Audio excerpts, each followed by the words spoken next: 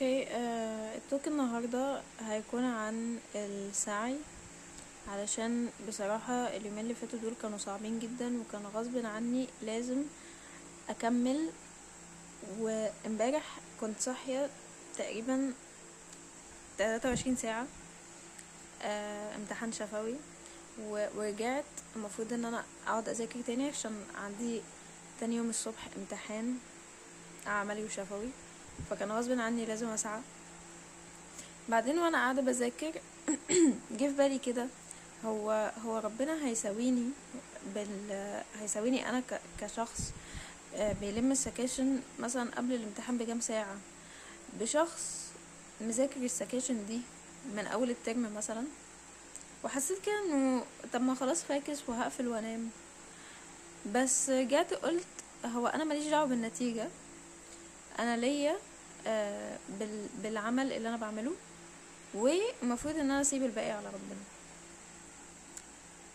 فحسيت ان دي لايف ليسون اتعلمتها، انه ايا كانت الظروف اللي بتقولي اللي هو لا ما تذاكريش مثلا، نامي، مذاكرتك مثلا مش هتجيب فايدة دلوقتي او كده، اما انا المفروض ما اسمعش للصوت ده واكمل مذاكرة عادي، حتى لو انا شايفة في نظري ان ده مش هيفيدني في حاجة. بس اكشلي يا جماعة، انا دخلت النهاردة الامتحان وعرفت احل، والشفوي كان كويس. ف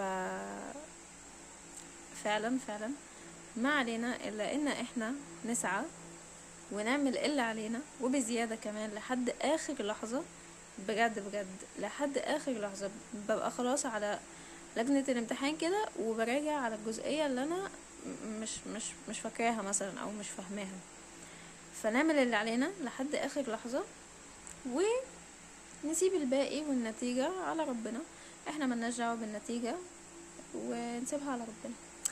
بس ده كان التوك بتاع النهارده، حاجه بسيطه كده عشان انا بصراحه تعبانه جدا، واليومين دول كانوا صعبين جدا. ما نزلتش فيديو امبارح علشان كنت تعبانه جدا، موبايلي فصل شحن، كنت في الكليه من 6 الصبح لحد لا مش من 6، من 8 ل8. كنت في الكليه من 8 الصبح لحد 8 بالليل.